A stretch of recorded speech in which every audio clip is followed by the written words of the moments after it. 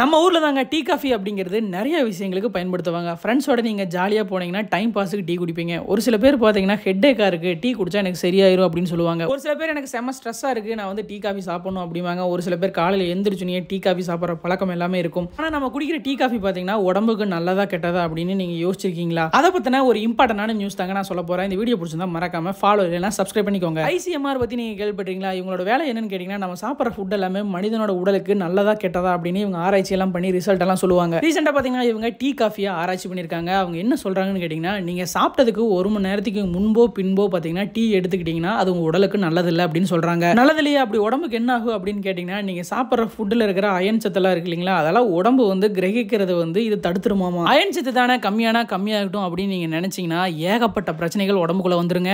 உடம்புல சிவப்பு ரத்த செல்களோட எண்ணிக்கை கம்மியாயிருங்க, ரத்த சோகை ஏற்படுமாமா, பாடி ரொம்ப டயர்ட் ஆயிரும், தலைவலி ஏற்படும், இந்த மாதிரி எக்கச்சக்கமான ப்ராப்ளங்கள் இருக்குதுங்க. ஏன் இரும்பு சத்து கம்மியா இருந்தா கண் பார்வை கூட பாதிக்கப்படுங்க. அது மட்டும் இல்லாம உடம்புல எக்கச்சக்கமான எஃபெக்ட் எல்லாம் காட்டும். அதனால தான் பாத்தீங்கன்னா நீங்க சாப்பிட்டதுக்கு 1 மணி நேரத்துக்கு முன்னாடியும் பின்னாடியும் பாத்தீங்கன்னா டீ காஃபி சாப்பிடாதீங்க அப்படின்னு சொல்றாங்க. மத்தபடி நீங்க எப்ப வேணாலும் டீ காஃபி சாப்பிடலாங்க. இந்த வீடியோ பார்க்குற நீங்க என்னென்ன காரணங்களுக்காக எல்லாம் டீ காஃபி சாப்பிடுவீங்கன்னு கமெண்ட் பாக்ஸ்ல மறக்காம கமெண்ட் பண்ணுங்க.